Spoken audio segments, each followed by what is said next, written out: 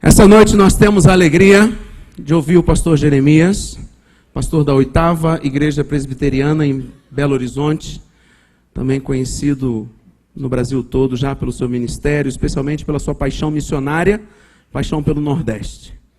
E nós temos aqui alguns materiais, eu não vou falar de cada um, porque esse homem parece que ele nem pastoreia. Só que a gente sabe que ele pastoreia, viaja, prega, ensina e ainda escreve um monte de coisa, grava um monte de coisa. É uma máquina. E a gente louva a Deus demais por ele. E ali na SOCEP você tem vários materiais. Mas tem um aqui que me chamou muita atenção, que tem um DVD e tem um livro, e eu quero destacar. Quando as coisas vão de mal a pior. Né? E aí tem o DVD da mensagem, tem um livro acompanhando. E realmente, pastor Jeremias, quem conhece a sua história, sabe que ele já passou maus bocados, e Deus, por graça e misericórdia, fez ele sorrir outras vezes e faz a gente sorrir também. Nós vamos orar pela vida do pastor Jeremias, nesse momento, agradecendo o privilégio. Eu quero dizer uma coisa para você, querido. Acho que foi em 2006 ou 2005, foi um congresso que eu vim aqui do Haggai, eu não participava ainda da equipe, ajudando, envolvido com o Haggai, eu vim e sentei aqui, mais ou menos na 5ª fileira, bem de frente. E eu estava num ano meio complicado do meu ministério, pensando em largar ministério, largar algumas coisas e tentar outra coisa na vida, né? A gente começa a pensar em desistir. E aí pastor Jeremias veio pregar, o tema do congresso era renovando a paixão e a alma.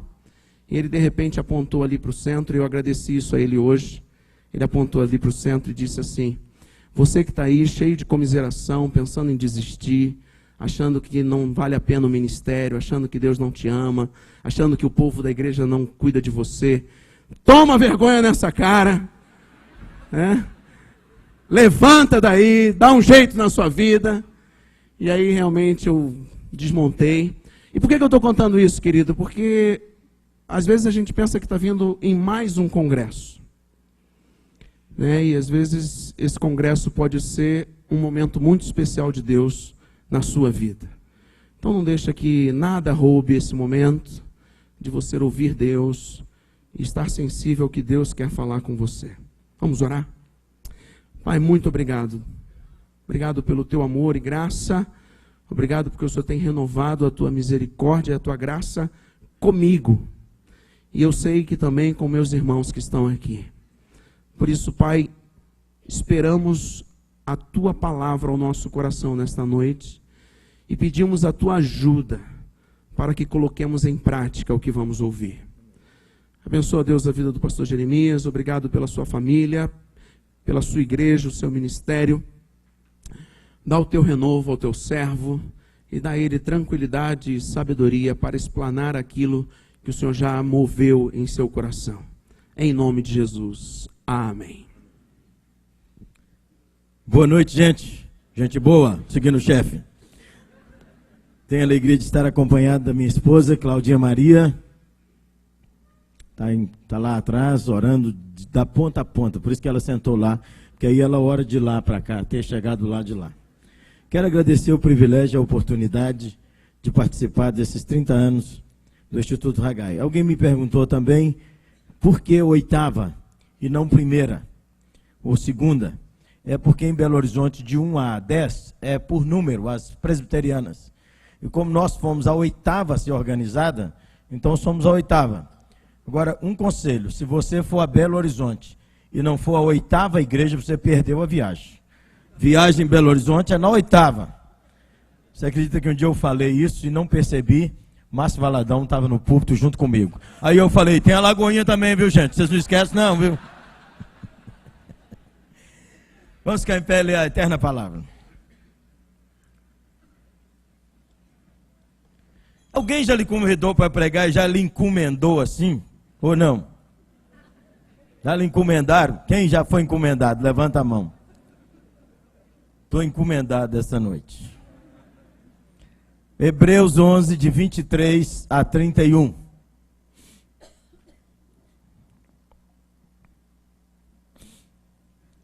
Antes de ler a palavra, toma uma decisão. O que mudou nossa história não é o que a gente ouviu, gostou ou não gostou. O que mudou e muda nossa história é o que a gente decide e faz.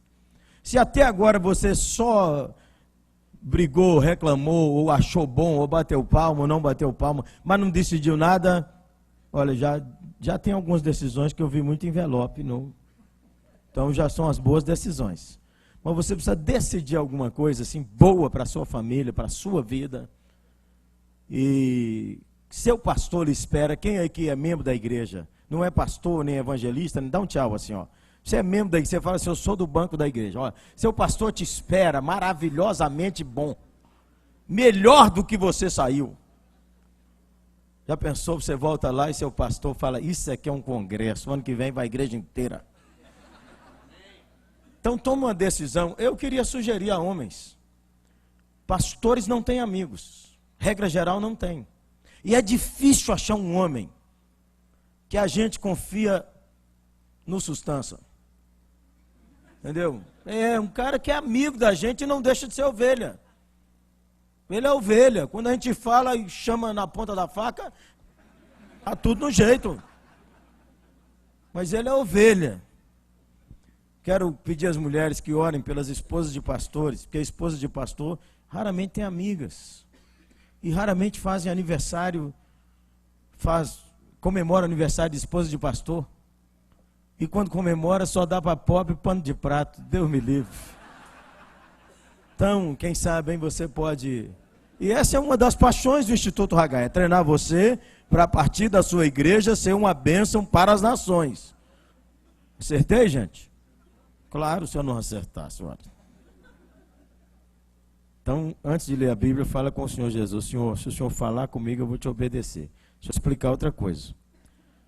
De vez em quando, Deus mistura as palavras dele com as dos pregadores. Nem toda vez dá isso, não. De vez em quando a gente prega e pregou sozinho. Deus ficou olhando assim. Entendeu? Ele sorriu, mas para o outro lado. Entendeu? Outra risada. Agora, tem dia, gente, que Deus mistura as palavras dele com as nossas, e aí você sai dizendo assim, Deus falou comigo, e o pregador diz, falou o quê? Aí você conta uma coisa que ele não pregou. É um mistério. Então vamos orar. Senhor, nós já oramos algumas vezes nesse culto, com muito temor ao teu santo nome, Jesus, com muita gratidão, porque sem o Senhor não tinha nada disso, nada. Então nós nos sentimos muito honrados do Senhor nos deixar participar. Louvado seja o teu nome. Está aqui uma palavra que o Senhor conservou por gerações, pela única paixão de nos tornar semelhante ao Senhor. Então me ajude a entender o que o Senhor está falando comigo enquanto eu prego. E me ajude a te obedecer, e bem assim cada um dos irmãos. Em nome de Jesus. Amém e amém. Vamos lá, Hebreus 11...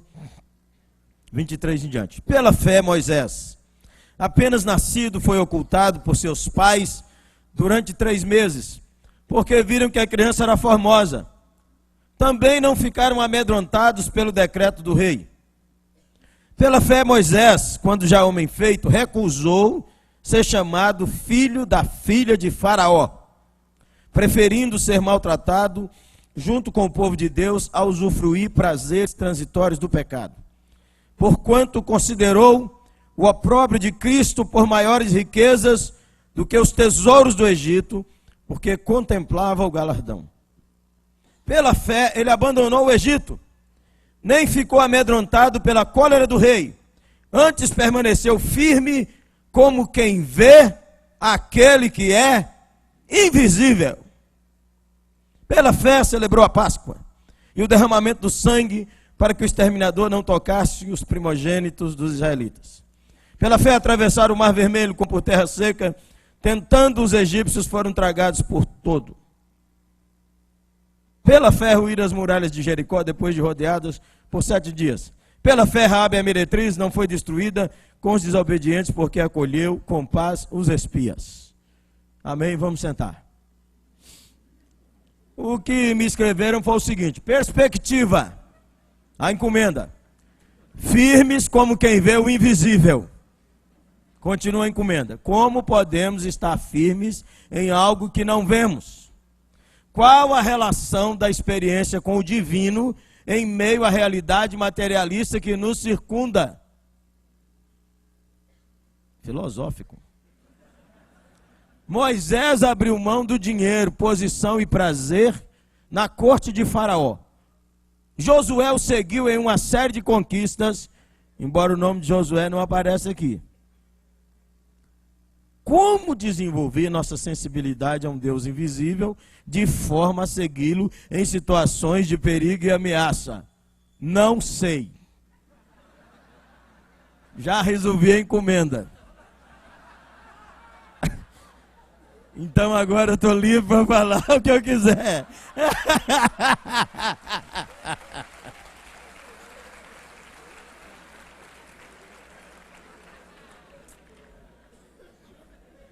Que texto que empena a cabeça da gente.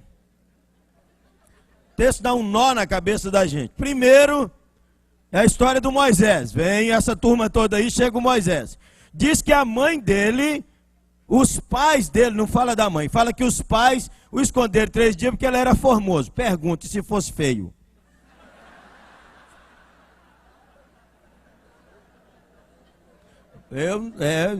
Não sei, o Espírito Santo falou que era assim, pronto, nós vamos juntos. Segunda coisa, diz que o Moisés, quando a homem feito, recusou ser chamado filho da filha de Faraó. Então, o que acontece entre Moisés nascer e ir para a corte? Ele ficou indo e voltando, até que ficou lá na corte do Faraó. Outra coisa complicada aqui, que os comentaristas que eu li também não sabem, fiquei contente.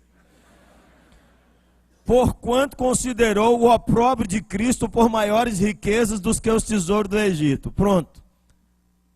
É o Messias, né? O Cristo, o Messias. Que opróbrio de Cristo é esse? Bom, que Moisés ouviu falar da promessa que Deus deu a Abraão, e que Moisés entendeu isso e aprendeu isso, que Deus ia restaurar o povo, levar para a terra e que o Messias viria, ele se sabe. Claro, em Deuteronômio está lá escrito. E foi Moisés que escreveu o proto-evangelho, Gênesis 3, 15. Mas falar que Moisés sabia de Cristo igual nós sabemos do Novo Testamento, é viajar demais. Mas está aqui que Moisés sabia do Messias, sabia. O que ele soube foi suficiente para ele largar o Egito. Olha que beleza. E nós sabemos tanto e não largamos. Deus me livre. Abandonou o Egito, celebrou a Páscoa. E aí, verso 29, dá um pulo de 40 anos. E já chega em Jericó. E Moisés não chegou lá não. Pronto. Então, 2 afirmações, antes de pensar um pouco no como. A primeira delas é que esse parágrafo aqui me diz: Deus permite que seu povo enfrente situações difíceis e impossíveis. Deus permite. E se você nunca enfrentou, está na lista. Vai enfrentar. E se você vai chegar e falar assim, domingo que vem, eu vou chegar lá e falar igual a Ebenezer, eu preciso de dinheiro. Esse, pum, você, ó, pá. Mas que você vai enfrentar, ó, Moisés, os pais de Moisés enfrentaram situação difícil no nascimento dele. O faraó mandou matar aquelas 2 parteiras, deve ser crente, louvado seja Deus, presbiteriana, não é? Porque elas protegeram lá o escolhido de Deus. Pô, os presbiterianos estavam sem lugar aqui, ué, então uma colher de chá. Ele abandonou ser filho da filha de Faraó, situação difícil. Ele enfrentou o Faraó, outra situação difícil. Ele celebrou a Páscoa, situação difícil, matar o cordeiro e passar sangue. Agora já ele atravessou o mar e Jericó caiu daquele jeito que você viu, que o povo rodou 7 vezes ao redor daqueles muros. Ninguém acredita que aquilo ia dar certo. O negócio é que a gente lê a Bíblia já com tudo pronto, então a gente não passa a emoção, não passa o estresse. Entendeu? O estresse de ter que rodar lá todo dia gritando aquele negócio. Então veja você, quando nós enfrentamos situações, nós enfrentamos circunstâncias, inimigos, obstáculos, barreiras e problemas. Agora presta atenção. Enquanto nós enfrentamos isso, nós já ouvimos aqui os grandes mestres, ontem à noite e hoje de manhã. que Deus sempre vai fazer o que é certo, independente se é conveniente para você ou se melhora seu conforto. Ele vai fazer e acabou. Ele continua te amando, Ele continua te abençoando, mas nem sempre deitado eternamente em berço esplêndido, nem sempre.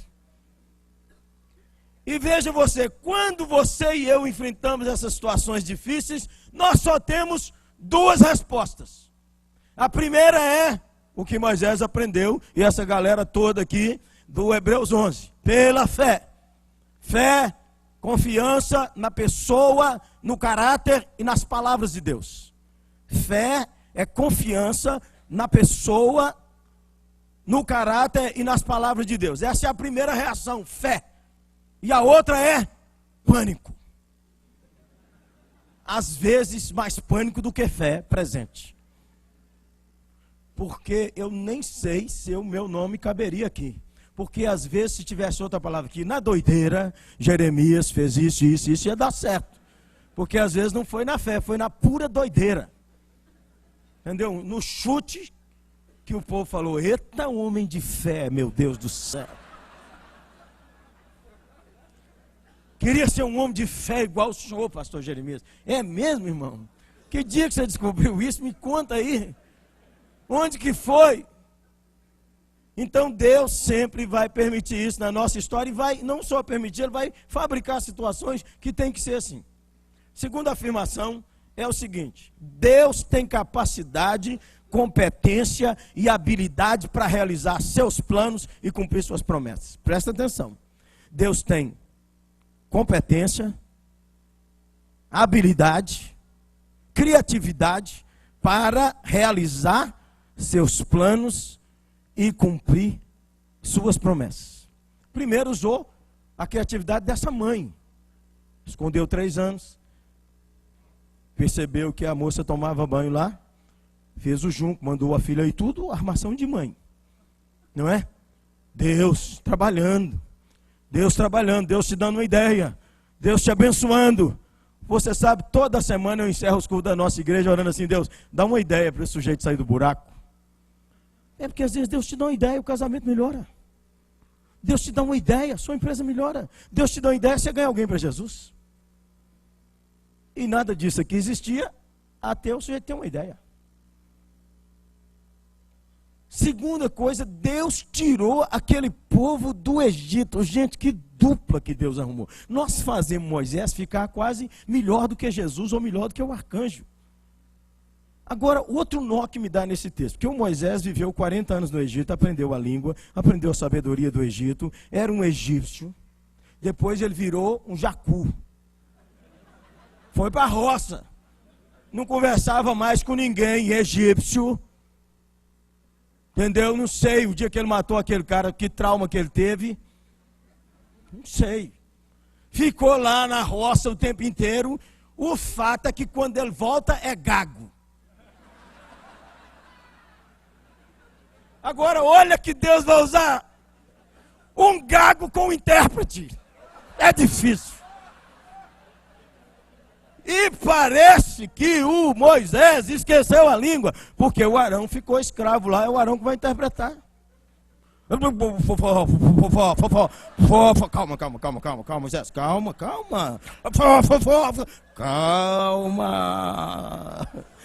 Rapaz, até aquelas pragas sair demorou demais. Fala sério, hein? Até aquelas pragas sair demorou demais. Louvado seja Deus.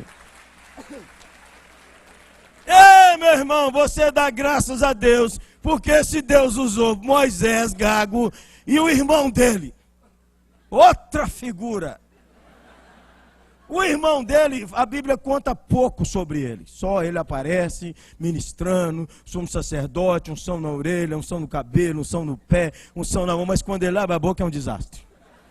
Já percebeu? A primeira vez foi o dia que Moisés estava no aconselhamento da nação inteira. Moisés deu senha e fez a fila e a turma atrás de Moisés. De manhã, de tarde, de noite, de manhã, de tarde, de noite. E Miriam, bocuda, porque foi ela que ficou leprosa, porque ela é a irmã mais velha, ela que começou o assunto. Olha lá, ó, ele devia ter mandado os dois para nós aconselhar, mas aqui, ó, para você ver, ó, Olha lá, olha o tanto de gente. Ele acha que é só ele. Deus ouviu e não gostou. Fala mal do seu pastor nos corredores, nem em sua casa, hein? Muito filho de crente está sendo desviado na mesa dos pais, quando eles falam mal da igreja e do povo de Deus na mesa de casa. É ali que você está desviando seus filhos.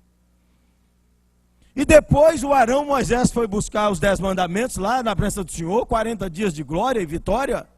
O rosto desce brilhando, o povo agitou demais lá embaixo e Arão não sabia o que fazer. O Arão recolheu, a Bíblia diz que ele recolheu o ouro, fez um bezerro que era o deus egípcio. E depois que ele fez o bezerro, Moisés chegou e Moisés deixou de ser manso, diz que ele é o varão mais manso, quebrou as tábuas, não sei se quebrou na cabeça de Arão, quebrou as tábuas. Arão, o que é isso? Arão abriu a boca de novo, outra bobagem, falou, Moisés, é o seguinte, eu não tenho nada com isso não, eles puseram uns ouros na minha mão, eu joguei no fogo, saiu esse bicho aí, ó pra você. É o que a Bíblia diz.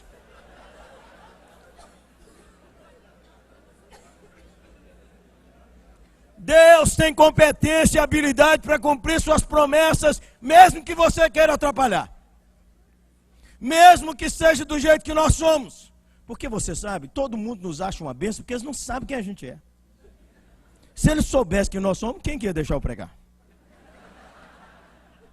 A gente fala meia dúzia de palavras, o cara fica assim impressionado. Pastor Jeremias, bobagem. Então, console-se. Deus usou Moisés e Arão, vai usar você, meu irmão, glória a Deus. Glória, vai usar a mim, glória a Deus. Console-se, Deus, apesar de tudo, vai cumprir seu plano e seu projeto usando nossa vida. Mesmo que de vez em quando você entre em pânico. E mesmo que de vez em quando você não saiba para onde ir. Aquele negócio ali firme como quem vê invisível, eu descanso meu coração, porque quem faz a gente firme é aquele que é firme. É aquele que de eternidade a eternidade é Deus. É aquele que nos ama e pelo seu sangue nos lavou dos nossos pecados. Nós não damos conta de ficar firme. Fala sério. Não dá conta, meu irmão, de ficar firme. De vez em quando nós dá assim uma unção de legalismo numa turma, não é não? Eles pregam sobre santidade como se nunca tivessem pensado mal. O homem que sempre me consola é Ari Veloso. Ari Veloso, aquela sumidade, né? No Brasil, o homem de Deus igual Ari Veloso, estou para ver. Aí o Ari contando para mim aqui num desses corredores de congresso, ele, Jeremias, o cara chegou lá e falou assim, adúlteros, vocês precisam se arrepender. Então agora eu quero chamar no altar aqueles que têm adulterado, levante a mão e venha. Ele disse, eu sou o primeiro, Jeremias. Porque Jesus disse, se a gente olhar uma mulher e pensar uma coisa errada, já caiu, então. Eu falei, Ari, então deixa eu levantar a mão junto com você. É porque é o seguinte, você está entendendo? É porque nós não encaramos. Deus vai fazer, amém, irmãos? E Deus pode usar você, amém, irmãos? Então você, preste atenção, que eu já posso parar aqui, não tem problema nenhum. Você vem no Instituto Haggai, fica enchendo a cabeça de muita coisa e sai daqui murcho. O cara não sai daqui apaixonado, querendo ganhar almas, ganhar gente para Jesus, encher a terra do Evangelho do Senhor, comprometer seu dinheiro para a glória de Deus. Se você não cuidar, você fica aqui discutindo coisas, porque eu não concordo, porque eu concordo. Que é isso, companheiro? Que é isso, dona? Dona, chamar uma mulher elegante dessa de dona é bom, né? Fala sério. Então, meu irmão, louvado seja Deus que nos humilha, nos lembrando que é com Ele. E louvado a Deus que nos encoraja, dizendo que é conosco. E aí nós vamos junto com Ele, louvado seja Deus. Amém? Como desenvolver essa sensibilidade no Deus invisível? Olha, eu aprendi umas lições aqui com Moisés, vamos ver se elas ficam boas para você. Para mim ficou boa. Então a primeira delas é essa aqui, ó. Firmes como quem vê o invisível. Perspectiva. Tenha fortes raízes espirituais. Fortes raízes espirituais. Essa mãe de Moisés merece um prêmio. Os eruditos, a gente tem que ter cuidado quando cita os eruditos, porque J. Packer, eu lendo um dicionário que ele escreveu, ele diz assim, quando os anjos querem dar risada, eles leem os eruditos. Porque eles diziam assim, porque Paulo, e os anjos disseram, não entendeu nada, coitadinho dele. Disseram que, uns dizem que Moisés ficou até 5 anos com a mãe, outros disseram que ele ficou até os 9, e outros disseram que ele ficou até os 12. O fato é que Moisés aprendeu na sua casa coisas sobre Abraão, Isaque e Jacó.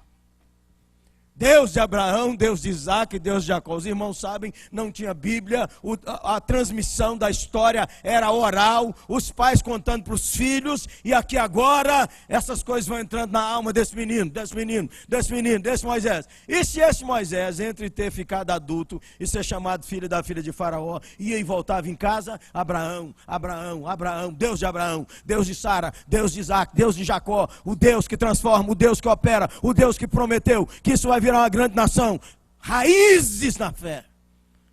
E aqui, parabéns, dona Joquebede. Aqui o pai, o Arão, o nome do pai dele é Arão, não é Arão não, Arão. Ele ganhou uma colher de chance, o escritor de Hebreus, e aqui inspirado pelo Espírito Santo, falou que ele também ajudou muito. Os pais também ajudam, louvado seja Deus. Meu irmão, está na hora de você não gastar dinheiro só com presente para os seus filhos e filhas, e dar raízes no eterno para a sua família, de enfiar a Bíblia nessa família, de investir para que sua geração não seja apenas um bom médico formado, um engenheiro, alguém que aprendeu inglês, balé, judô e cria cachorro, mas alguém que anda com Deus. Eu não posso deixar de falar, né? Tem gente que gasta mais dinheiro com cachorro do que com obra missionária. Então toda semana manda esse cachorro para fazer o cabelo no cabeleireiro e vem com aqueles frufru. E é 50 reais cada semana. É 200. E no dia que tem, e agora tem até o psicólogo. O pior, gente, é os crentes mandando. Profundas raízes espirituais. Meu irmão e minha irmã, é preciso a gente restaurar esse compromisso para que os nossos filhos aprendam com as experiências de fé que nossa família tem. Para os filhos nada falará Deus de Abraão, Deus de Isaque, Deus de Jacó. Isso fala para Moisés. É da nossa família. Mas você precisa ter experiências de fé para o seu filho e sua filha falar: Deus de meu pai, Deus de meu avô, Deus de meu bisavô. Eu clamo, Senhor, meu Deus. Fortes raízes. Qual é o compromisso que você tem com essa geração, meus irmãos? Diz que essa geração é uma promessa. É uma promessa para inspirar vidas. Nós estamos inspirando os jovens da nossa igreja, homens e mulheres, os que vão suceder o Dr. Haggai e os conselheiros do Haggai, eles estão nascendo aí, ó, entre nós, são crianças. Como é que está o impacto da fé na vida deles? Profundas raízes espirituais, aprendeu lá princípios de verdade, de ética. É claro, irmão, você de vez em quando fala assim: pastor Jeremias, eu estou criando meus filhos tudo, mas eu não estou vendo nada acontecendo não. Não é verdade? De vez em quando dá uma dor assim na alma da gente. Parece que aquela unção que a gente queria ver não está vendo. Você já olhou um campo quando está plantado? Você não vê nenhuma árvore, você não vê nada, mas está plantado, irmão. Daqui uns dias a chuva vem, e daqui uns dias as árvores brotarão, e daqui um dia haverá fruto, porque Deus abençoará aquela semeadura que foi feita, e Deus abençoará a sua semeadura. Dê fortes raízes para os seus filhos. Meu irmão, você que desistiu de ajudar na igreja, fala: não aguento mais ajudar negócio de menino, já estou cheio de menino. Você volta para a sua igreja e fala: eu quero ajudar os adolescentes, eu quero ajudar as crianças, eu quero trabalhar com jovens, eu quero servir nessa igreja, eu quero plantar nessa geração raízes fortes. Precisa de homens que voltem para a sua igreja e ajude a ministrar crianças. Porque crianças só estão sendo ministradas por mulheres. Nada de errado, irmãos. Muito obrigado. Eu agradeço a Deus por dona Lídia Cares, que foi minha professora de Bíblia em Janaúba, sertão de Minas. Braba de doer. Um dia dona Lídia me pegou com os colegas de rua, xingando, inventando um dicionário de palavrão. E nós gritávamos cada um em voz alta e ríamos, nós não víamos que ela estava vindo. Ela chegou, me grudou pela orelha, me sacudiu e disse: toma vergonha, você é crente, seu sem vergonha, arrume sua vida e sai daí, show. Professora da escola dominical. Glória a Deus, dona Lídia Cares, até hoje eu... Fortes raízes. Mas se você, meu irmão, converteu agora recentemente e está aqui porque veio convidado, veio uma caravana da sua igreja, você precisa aprofundar na palavra. Você precisa conhecer mais o Senhor. Precisa aprender mais do Senhor. E precisa fundamentar a sua família. Uma geração de gente nova, de mãe nova. Mãe nova que não dá limite, não dá nada para esses filhos. Um dia desse eu aplaudi uma moça lá, uma psicóloga da nossa igreja, casada com um médico. O menininho chegou e uma pimenta o menino, pulando por cima de tudo, pulando. Aí a mãe sentou na terceira cadeira assim do templo. Aí ela olhou para ele e falou com ele assim. Aí ele pulou a cadeira, ela disse: só no dedo.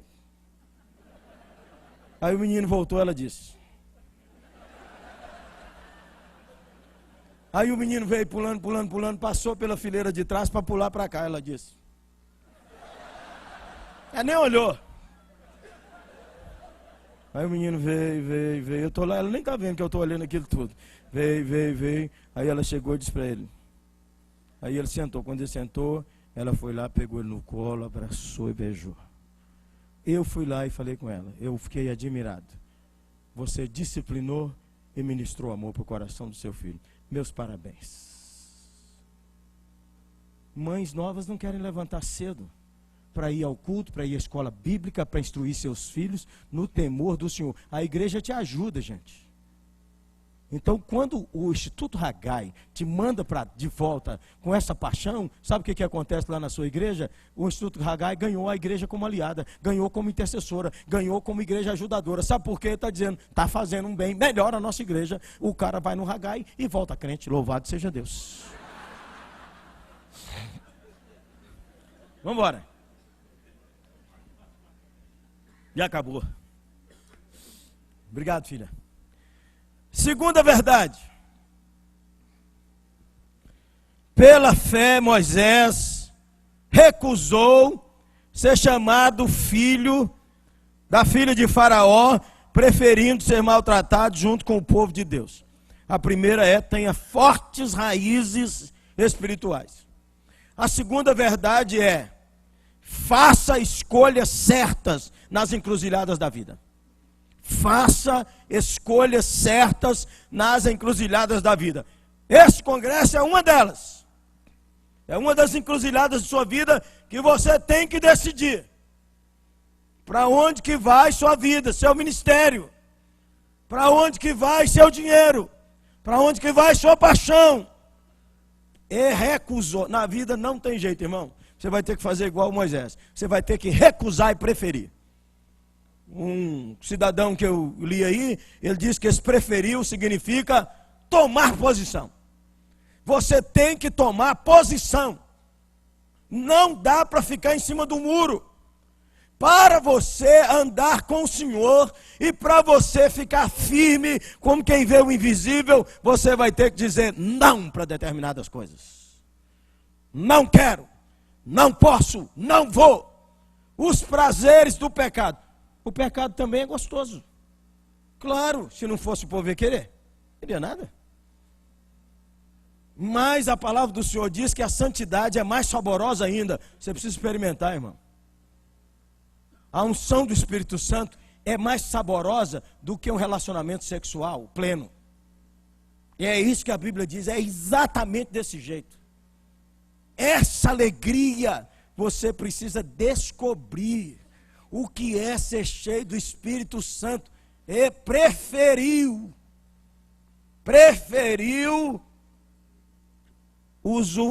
estar com o povo de Deus e considerou as riquezas de Cristo maiores do que os tesouros do Egito.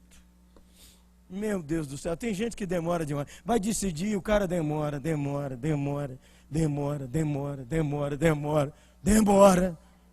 A moça casou com um amigo dele. Não decidiu. Escolhei a quem servais. Foi Josué que disse: nas esquinas da vida você tem que tomar decisões que agradam a Deus, decisões que honram o evangelho do Senhor, decisões que levam a sua vida para frente, decisões que faz com que o Senhor Jesus se alegre contigo. Decisões você tem que tomar. Não pode sair de um congresso desse sem decidir nada. Nós temos um casal na nossa igreja, ele é inclusive o tesoureiro da igreja, um cidadão fora do quadrado, exponencial. Ele criado na igreja, os fundamentos, as raízes lá, mas desviou, foi estudar perto dos seus pais, formou engenharia, finalmente foi trabalhar em Belo Horizonte, e conheceu então uma moça lá, que era a secretária do setor onde ele trabalhava. Achou aquela moça muito dedicada, muito trabalhadora, muito inteligente, e um dia estava ali com ela, saiu para almoçar, estavam ali perto, e ele disse para ela assim: olha, há meses que eu estou te olhando, e eu acho você uma mulher admirável. Você tem quase tudo que eu gostaria de ter numa mulher para namorar e numa mulher para casar. Mas você tem um problema que eu não admito. Você é uma mulher que fuma. E ela estava fumando. Aí ele disse: então por isso, como você é uma mulher que fuma, ela apagou o cigarro, tirou o maço de cigarro da bolsa e disse: quem fuma aqui?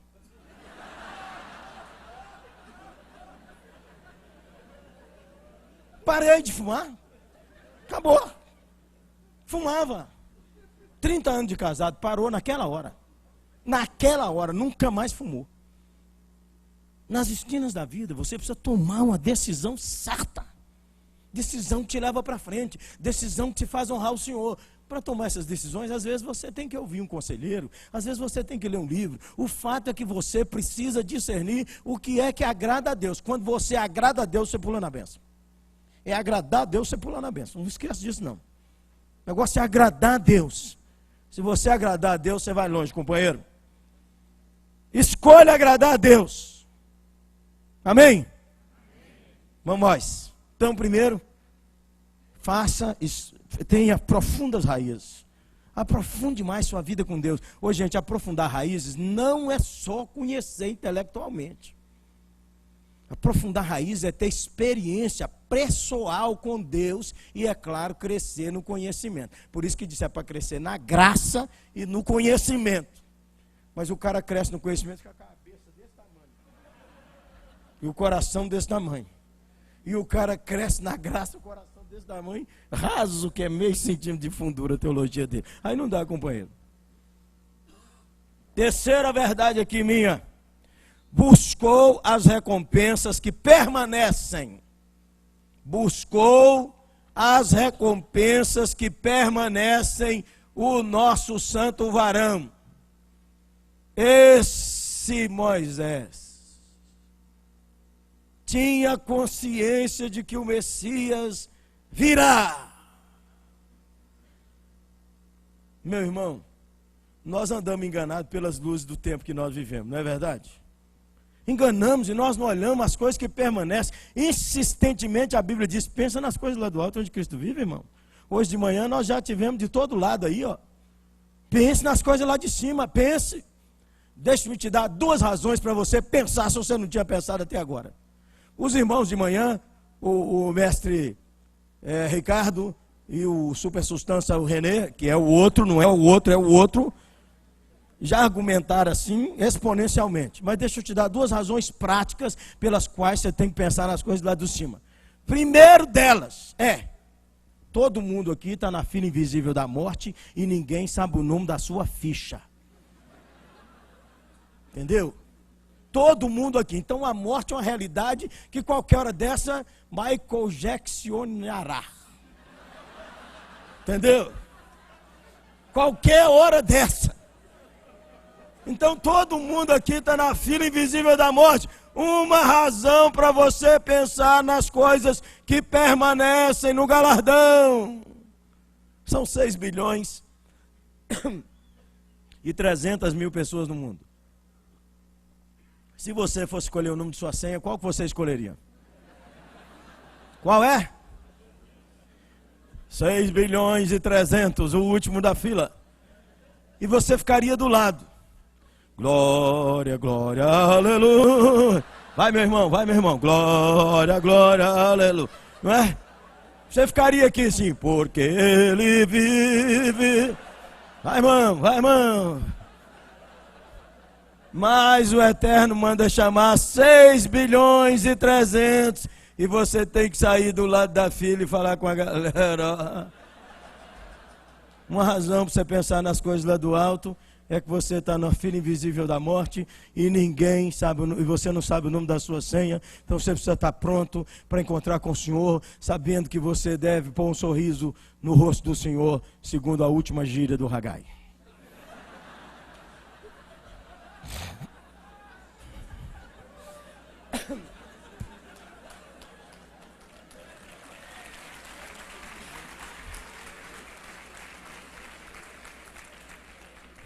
A outra razão, meu irmão, é porque nós nada levamos desse mundo, nada. Se você pode ser enterrado num caixão que custa 15 mil reais, é a mesma coisa que te enrolar no pano e te jogar lá.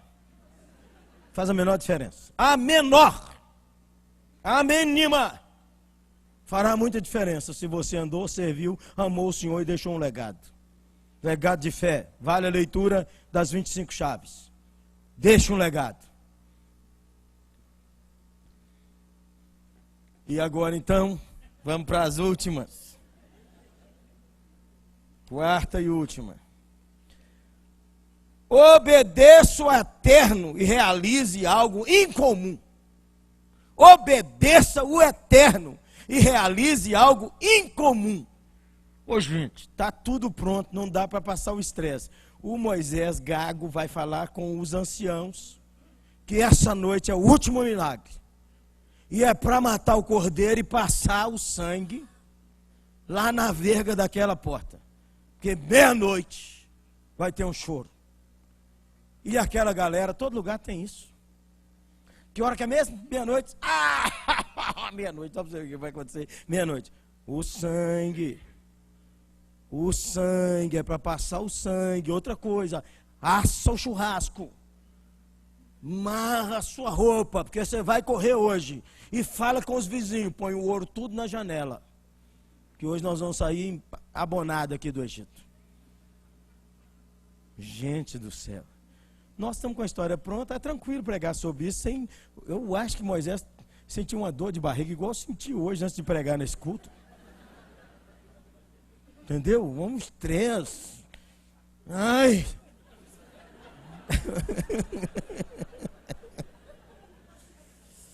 Pela fé, obedeça o Eterno. Obedeça o Eterno para você realizar algo que você nunca imaginou. Vai abrir esse mar vermelho, Moisés. Moisés, você tem certeza, Moisés? Moisés. O povo não acreditava, você lembra disso? Que o povo falou, trouxe a gente para morrer aqui, ó. E Deus de vez em quando arma uma coisa maravilhosa. Eram 2 montes, não dá para fugir para os montes. Carregar menino e carregar ainda bode, ovelha, não dá. E velho, velhinha, não dá. Na frente o mar vermelho e atrás o faraó animado. Moisés. Como é que vai ser? Vamos convocar reunião de oração boa. Aí nós vamos chamar assembleanos, presbiterianos, batistas, todo mundo. A turma que dá glória e a turma que faz.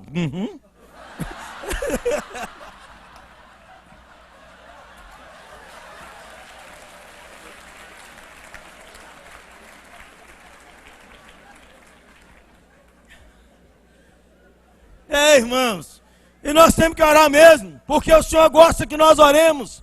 E o Senhor quer que nós oremos, como já fomos doutrinados aqui, nada de determinar ou de mandar no Eterno, mas orar, viu, gente? Orar apaixonadamente. É o mistério, a oração tem mistério demais, gente. Lugar que não tem oração, acontece pouca coisa. Pouca coisa acontece onde o povo não ora. Aquela soberania fria, aquele calvinismo mórbido, vampiresco.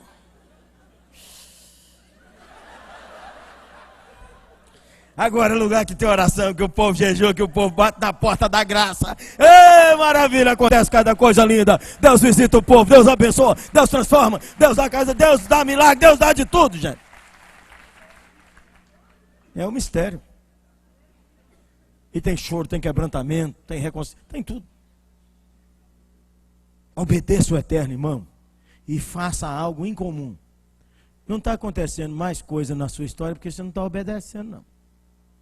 Porque quando a gente obedece, a Bíblia não é natural obedecer, gente. Tudo na Bíblia é contra a cultura, é contra a nossa carne, é contra tudo. Tudo na Bíblia para você obedecer, o Espírito de Deus tem que estar te motivando, senão você não vai não. Qual é a mulher que quer submeter o marido? Levanta a mão.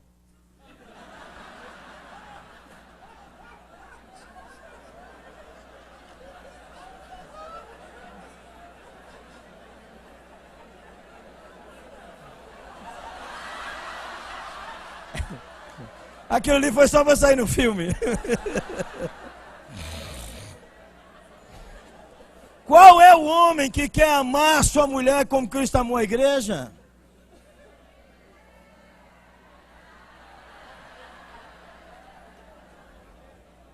Olha, quer ver? Vou fazer duas perguntinhas aqui, assim. Primeiro, quem aqui é casado e bem casado, mas bem casado? Levanta a mão. Casado e bem casado. Marido e mulher, levanta a mão para você ver. Ó, Dona, não baixa não, fica assim, só para a gente ver. Ó que bonito, ó o tanto de mão levantado. Ó, Benécio, você está feliz aqui, ó. Só casamento bacana. Agora pode abaixar sua mão. Agora, quem é casado e bem casado e já teve muita raiva do seu cônjuge, levanta a mão.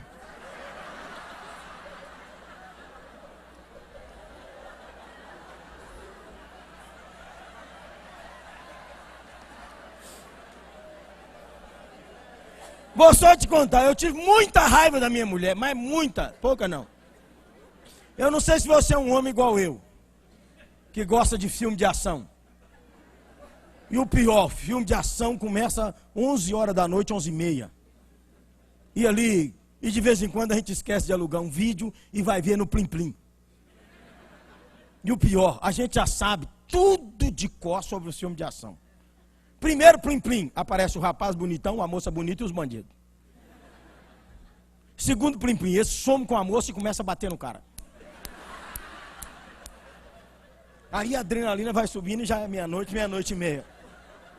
O terceiro Plim Plim, aparece a moça um pouquinho, desesperada, mas o cara tá que apanha. O final do terceiro Plim Plim, ele levanta do chão assim, a adrenalina tá na alta, você fala, você já comprou as armas tudo, entendeu? Já comprou as metralhadoras, tudo, você tá pulando dentro da televisão, porque no quarto Plim Plim, nós vamos matar os bandidos tudo, e no quinto Plim Plim, o cara encontra a moça e acabou o filme, e vamos dormir todo mundo. Rapaz, era o quarto Plim Plim. E Claudinha já tinha dormido há muito tempo. De repente ela percebeu a luz acesa, ela virou assim, passou o pé no meu pé e falou, tá orando, meu amor?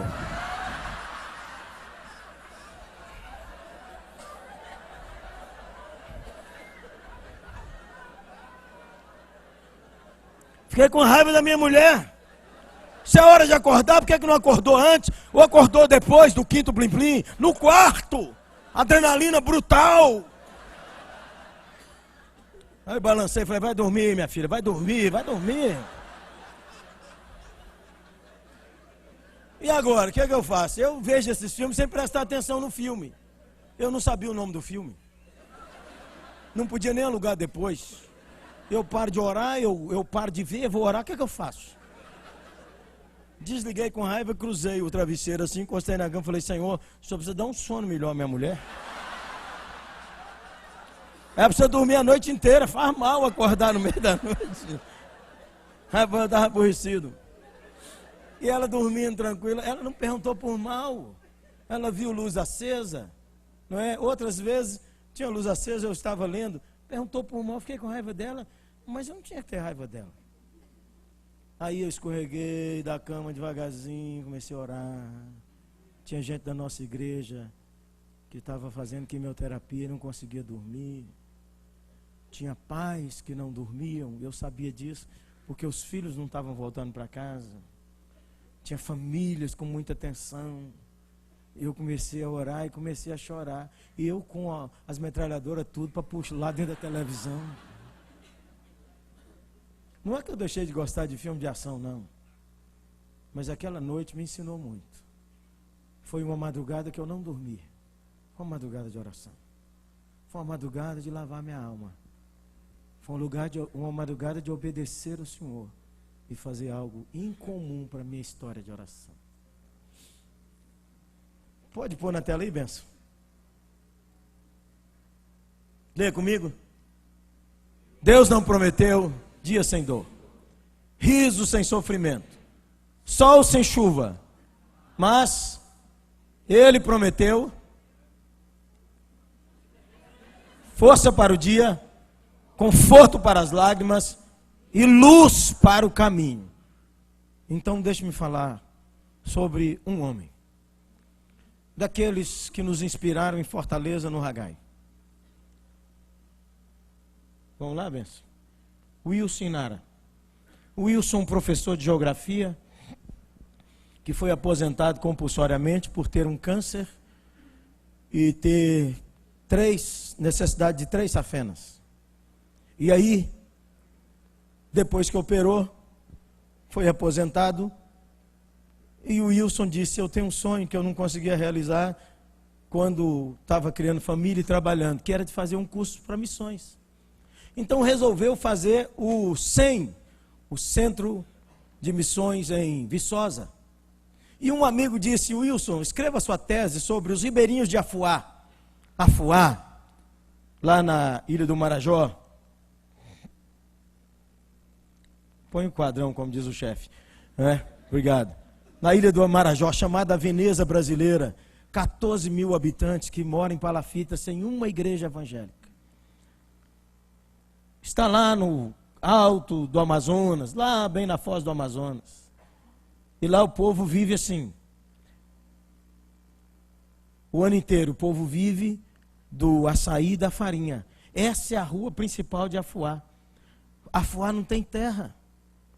Só tem um pedacinho de terra onde desce aviões pequenos. Então, se você precisar de um táxi, é bicicletaxi. Mas Afuá, essa é outra visão da rua principal. Mas lugar que tem pobreza, pobreza é pobreza em todo lugar. O Wilson chegou lá e viu que tinha um missionário da missão de pescadores, mas não tinha uma igreja evangélica. O Wilson chorou porque viu crianças de 8, 9, 10 anos sendo alugadas pelas mães por R$10 para ter uma relação sexual com um homem de 40, 60, para ganhar 5, R$10 para comprar alguma comida. O Wilson chorou e tomou uma decisão. Olha, as crianças não jogam bola na lama. Aí o Wilson comprou essa casa para começar uma escola bíblica para crianças, para dar raízes profundas na palavra de Deus. Então, essas crianças que precisam conhecer a Jesus, ele começou essa escola bíblica para crianças. Ele veio a Belo Horizonte falar comigo. Minha secretária disse: o pastor não tem agenda. Ele disse: mas o pastor vai me receber, eu já estou no ônibus, minha filha. Eu falei: e que hora que ele vai chegar? Ela disse: ele vai chegar às 1h30, mas o horário do senhor está de 2h30 às 8h30 da noite. Eu falei: eu chego mais cedo. Fui conversar com o Wilson, comecei a ouvir essas histórias. E aí pedi a ela: liga para todo mundo, fala que depois eu dou uma palavrinha com eles, porque hoje eu vou conversar só com o Wilson. Eu estava diante de um homem que eu não me sentia digno de engraxar o sapato dele. E aí, o Wilson me contou a história de seu Manel. Seu Manel vive com essas 3 irmãs, todas elas irmãs de sangue, e a família tem 15 filhos. Essa menina aqui foi no estudo bíblico, essa menina de macacão aí, jeans, onde você está vendo aí no telão, e ela tomou uma decisão por Jesus. Depois levou a mãe, que também tomou a decisão por Jesus. E depois levou a outra irmã, que é mãe de mais 2 ali, e também tomou a decisão por Jesus. E depois as 3 irmãs tomaram decisão por Jesus, e um dia desse seu Manel foi no culto. Agora, para os teólogos do Hagai. Seu Manel convertendo, o que nós vamos fazer com essa família? Louvado seja Deus.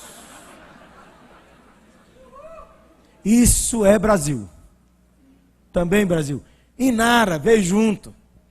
Inara viu que as ribeirinhas não tinham esperança nem nada. Ela falou, vou começar a ensinar para elas artesanato. Ponto cruz, crochê, tricô. E conseguiu um contato em Macapá para que tudo que as ribeirinhas vendessem, produzisse, fosse vendido lá.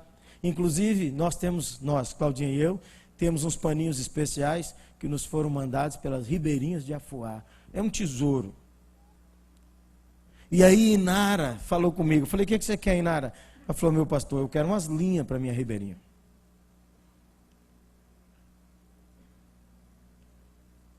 Mas o Wilson teve uma ideia exponencial. O Wilson é fora do quadrado, gente, 64 anos de idade, um câncer de rins, 3 safenas. Ele viu aqueles homens à toa e foi convertido um carpinteiro. Ele então teve uma ideia de dar um kit, uma rede e um barco para os homens que estavam vindo ao estudo bíblico. Eles iam trabalhar e eles teriam que fazer 3 coisas com o peixe que pescassem. Primeiro, dar o dízimo, para sustentar a obra e ajudar outros. Segundo, eles teriam que dar para os mais pobres dos pobres. Esse homem aí tinha um mês, por causa de uma trombose, estava comendo só farinha. Esse ribeirinho, que nem batizado ainda foi lá levar um pouco da pesca para socorrer o mais pobre dos pobres. O Wilson, um dia desse, me ligou de Afuá e disse, pastor Jeremias, eu ouvi uma conversa aqui que o senhor vai gostar. Um homem me parou na rua e falou comigo assim, ei, pastor Wilson, ele nem é pastor, nem é presbítero, nem é missionário, nem é doutor, é um professor aposentado e apaixonado com o senhor. E aí então ele falou comigo assim, ei, seu Wilson, desde que os crentes chegaram aqui, a vida nossa mudou demais.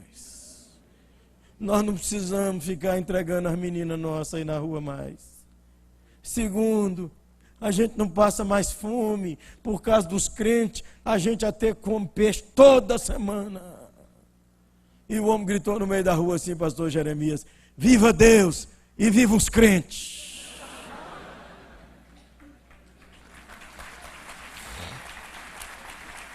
Uma igreja deu um terreno para construir lá um templo, uma igreja aqui de Minas Gerais. Mas o Wilson não para. Então o Wilson construiu 5 coisas nesse espaço. Construiu um templo, construiu uma casa que serve também para hospedar pastores e missionários que querem ir lá, construiu um centro de artesanato, construiu salas para um seminário, fundou o seminário Marajoara, porque aí, se alguém se converter e for chamado para o ministério, pode ser treinado para pregar aos ribeirinhos. Oi, gente, essa história que eu estou lhe contando, ela só tem 2 anos. Todo lugar que eu vou, eu peço dinheiro para ajudar o Wilson. Todo lugar. Aqui também, aleluia. O Wilson me escreveu, esses dias o Wilson foi operado, estava com problema de cólica, pedra na vesícula. Inara me ligando hoje, disse, pastor Jeremias, a gente fala, o Wilson não obedece não, mas se o senhor falar, é na hora. Aí quando eu liguei, ele disse, pastor, ele fala forte assim, né? Pastor, já estou aqui na fila do médico, o senhor pode ficar tranquilo. Estou tranquilo, Wilson. Essa é a biblioteca do seminário, nós estamos arrumando livro para mandar para lá. Esse é o barco que o Wilson utiliza. Um dia o Wilson falou comigo assim, eu falei, Wilson, qual é seu sonho, Wilson? 64 anos, de 3 em 3 meses, tem que olhar se o câncer refluiu ou não. O Wilson falou comigo assim, eu tenho pouco tempo, pastor Jeremias. Eu falei, qual é o seu sonho, Wilson? E ele disse assim, pastor Jeremias, meu sonho é ganhar esses ribeirinhos para Jesus. Enquanto eu tiver força, eu vou pregar o evangelho, vou fundar igrejas, vou treinar líderes, mas quando as forças minguarem, eu vou pegar um barco desse assim, pôr um projetor de filme, pegar o filme Jesus, tem milhares de ribeirinhos que nunca viram filme. Eu vou chegar lá, projetar o filme Jesus e levar ribeirinho para Jesus. Pastor Jeremias, se o senhor um dia não tem mais notícia de Wilson, é porque ele sumiu dentro de um igarapé desse, buscando mais um para Jesus. Feche os seus olhos e vamos orar. você podia tomar uma decisão aí.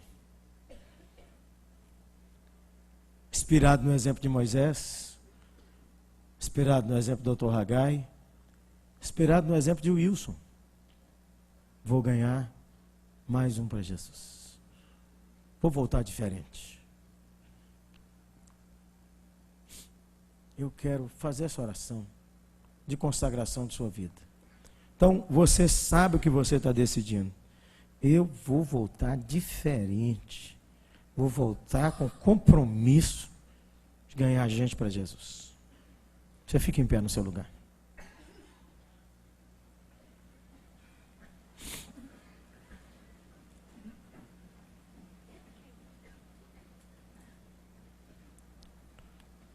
Talvez você tenha que se capacitar melhor.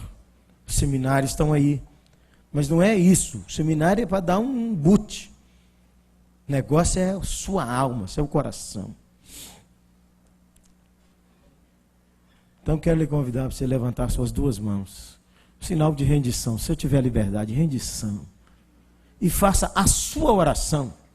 Fala com Jesus. Por que é que você ficou em pé? Tome uma posição. Moisés recusou e preferiu. O que é que você tem que recusar agora nessa oração? E você tem que preferir.